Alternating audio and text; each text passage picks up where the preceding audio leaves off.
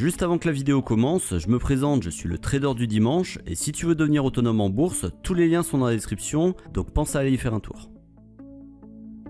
La vente d'une option put est la dernière des 4 stratégies de base à connaître pour investir sur les options en bourse. Souvent utilisée par les traders confirmés, elle a pour objectif de spéculer sur la hausse du cours d'un actif tout en gardant une certaine marge d'erreur comme pour la vente d'une option call. Dans cette vidéo, on va voir ce qu'implique la vente d'une option put, son fonctionnement ainsi que les risques à investir dessus. Enfin, à l'aide d'un exemple chiffré, on verra quel résultat il est possible d'atteindre et dans quelles conditions.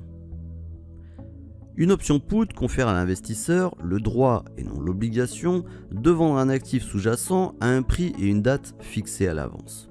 En contrepartie, ce dernier reçoit une prime. En vendant un put, vous cherchez donc à anticiper une hausse, une stagnation, voire une faible baisse de l'actif sous-jacent, ceci car votre prix de revient équivaut au prix d'exercice de l'option, moins la valeur de la prime que vous percevez lors de l'exécution de votre ordre. C'est clairement un avantage comparé à d'autres produits comme les CFD par exemple.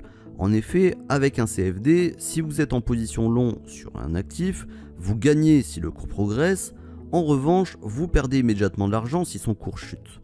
En vendant un put, vous avez la faculté d'être gagnant même si le cours se stabilise ou baisse un peu. D'autre part, la particularité de la vente d'une option put, c'est qu'elle vous permet de connaître à l'avance le gain potentiel maximum que vous allez percevoir sur le trade. A contrario, la perte potentielle maximale est infinie en théorie si le cours du sous-jacent chute fortement. Vendre une option put est donc risqué si l'opération est faite à nu, c'est-à-dire sans couverture, mais il faut garder à l'esprit que cette stratégie permet, à l'image de la vente d'un call, d'obtenir une probabilité de réussite plus importante que via l'achat d'un call.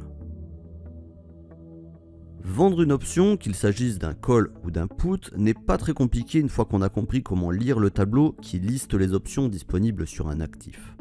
Pour ma part, je passe par la plateforme de trading du broker IG pour investir sur des options VANI, donc des options OTC. L'occasion de vous rappeler que si vous souhaitez tester les options avec de l'argent virtuel avant de vous lancer en réel, IG propose un compte de démonstration dont le lien est situé dans la description de cette vidéo. Donc pour la démonstration, je vais me rendre dans la liste des options VANI et je vais sélectionner l'indice Nasdaq, donc US Tech 100, avec une échéance à octobre 2021 et le tableau comportant l'ensemble des options s'affiche sur votre écran. Au moment où je réalise la vidéo, le Nasdaq évolue autour des 15 000 points.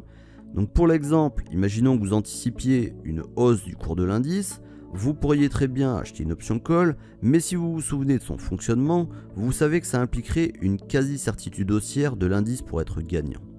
Ici, vous avez quand même des doutes sur la réalisation de votre scénario, donc vous préférez jouer la sécurité en vous laissant une marge d'erreur au cas où le Nasdaq venait à stagner, voire baisser un peu.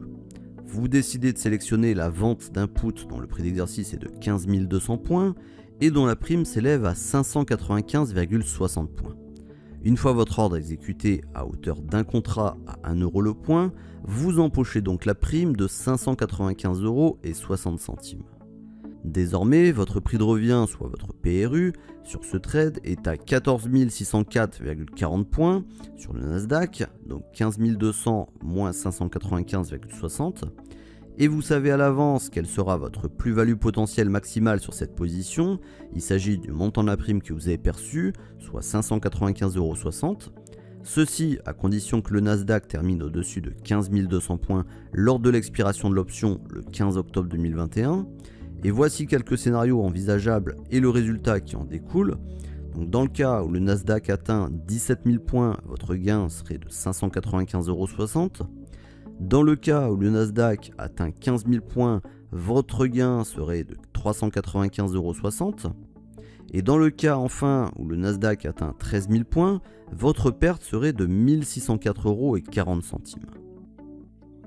Comme indiqué plus tôt, un investisseur aurait très bien pu décider d'acheter une option call plutôt que de vendre un put pour spéculer sur la hausse de l'indice Nasdaq. Afin de vous montrer la différence en matière de résultats, on va poursuivre la démonstration en achetant un contrat d'une option call dont le prix d'exercice est identique, donc à 15 200 points, et dont la prime est de 426,10 points. Lors de la transaction, vous réglez le montant de la prime, soit 426,10 €, Il s'agit de la perte maximale que vous êtes susceptible de subir si le cours du Nasdaq termine en dessous de 15 200 points à la date d'échéance, soit le 15 octobre 2021. Pour information, votre prix de revient unitaire est de 15 626,10 points. Par conséquent, vous êtes gagnant sur le trade uniquement si le Nasdaq clôture au-dessus de 15 626,10 points à l'expiration de l'option. Reprenons les 3 scénarios utilisés dans l'exemple précédent pour comparer. Comme vous pouvez le constater, acheter un call et vendre un put n'ont pas les mêmes conséquences. Il est donc nécessaire de bien définir votre stratégie et vos attentes sur l'actif sous-jacent afin de décider quelle option est la plus adaptée. En conclusion, ce qu'il faut retenir, c'est que le trading d'options peut paraître nébuleux lorsqu'on débute sur ce type d'instrument. Savoir quand acheter ou vendre un call ou un put n'est pas toujours clair.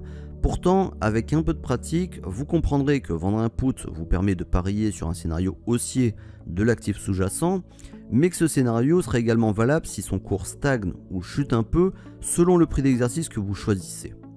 En revanche, l'inconvénient de vendre un put, c'est que la perte est illimitée en théorie.